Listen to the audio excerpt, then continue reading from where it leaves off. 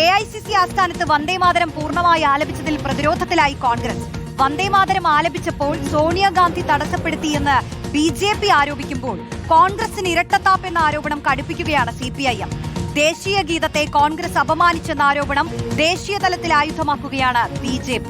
വന്ദേമാതര ആലാപനം സോണിയാഗാന്ധി തടഞ്ഞെന്ന് തെറ്റിദ്ധരിപ്പിച്ച് കേസിൽ അകപ്പെടുത്തുമോ എന്ന ആശങ്കയും കോൺഗ്രസിനുണ്ട്. ആദിൽ പാലോട് ചേരുന്നു. അതിൽ ഒരു രാഷ്ട്രീയ തീരുമാനമൊക്കെ എടുക്കുന്നു. പക്ഷേ വന്ദേമാതരം ആലപിക്കുന്നത് കേട്ട് മുതിർന്ന നേതാക്കൾക്ക് നിൽക്കേണ്ടി വരുന്ന ഒരു അവസ്ഥയാണ് നമ്മൾ കണ്ടത്. അതൊരു വലിയ കാഴ്ചയായിരുന്നു. പക്ഷേ അതിൽ തീരുന്നില്ല.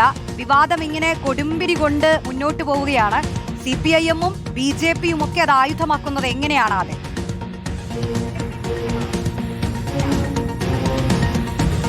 സോണിയാഗാന്ധിയും മല്ലികാർജ്ജുൻ ഖർഗെയും വന്ദേമാതരത്തെ അപമാനിച്ചു എന്ന ആരോപണം വിമർശനം ശക്തമാക്കുകയാണ് ദേശീയ തലത്തിൽ BJP. മാത്രമല്ല, സോണിയാഗാന്ധിക്കെതിരെ പോലീസിൽ പരാതി നൽകുന്നതടക്കം BJP-യുടെ പരിഗണനയിലുണ്ട്. പ്രത്യേകിച്ച് പുതിയ നിയമപ്രകാരം ആ വന്ദേമാതരത്തെ അവഹേളിക്കുന്ന രൂപത്തിലുള്ള പ്രവർത്തനമാണ് സോണിയാഗാന്ധിയുടെ ഭാഗത്തു നിന്നുണ്ടായത്. ആ വിധത്തിലുള്ള കുറ്റവും ശിക്ഷയും നൽകണം എന്നുള്ളതാണ് BJP-യുടെ ആവശ്യമായി ഇപ്പോൾ വരുന്നത്. സ്വാഭാവികമായും പരാതി നൽകും എന്ന് കരുതാം. ഇന്ന് ഒരുപക്ഷെ പോലീസിൽ പലയിടങ്ങളിലായി പരാതി നൽകാനുള്ള സാധ്യത കാണുന്നുണ്ട്. മറ്റൊന്ന്, കോൺഗ്രസ് വലിയ തോതിൽ പ്രതിരോധത്തിലായി. അത് വീഴ്ച സംഘാടനത്തിൽ വന്നിട്ടുണ്ട് എന്ന വിലയിരുത്തൽ തന്നെയാണ് പാർട്ടിയുള്ളത്.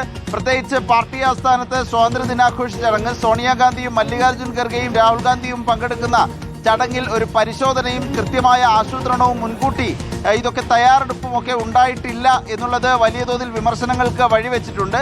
പാർട്ടി വലിയ തോതിൽ പ്രതിരോധത്തിലായി എന്നതിൽ ഒരു സംശയവുമില്ല. ഏതായാലും BJP വലിയ ആക്ഷേപങ്ങൾ ഉന്നയിക്കുന്നു, ആരോപണങ്ങൾ ഉന്നയിക്കുന്നു. സോണിയാഗാന്ധിക്കെതിരെ പരാതി നൽകുന്നതടക്കം പരിഗണിച്ചുകൊണ്ടിരിക്കുകയാണ് BJP. അപ്പോഴും കോൺഗ്രസ് പറയുന്നത് വന്ദേമാതരത്തെ അവഹേളിക്കുകയോ നിർത്താൻ ആവശ്യപ്പെടുകയോ ചെയ്തതല്ല, മറിച്ച് സോണിയാഗാന്ധി മല്ലികാർജ്ജുൻ ഖർഗെക്ക് ഒരു കസേര ആവശ്യപ്പെടുക മാത്രമാണ് ഉണ്ടായത് എന്ന വിശദീകരണം അതിൽ ഉറച്ചു തന്നെ നിൽക്കുന്നു. പക്ഷേ അതല്ല എന്നുള്ളത് പൊതുവിൽ തന്നെ വ്യക്തമായിട്ടുണ്ട്. റോഷ്നി, ശരി, ആദിൽ പാലോടാണ് വിവരങ്ങൾ നൽകിയത്.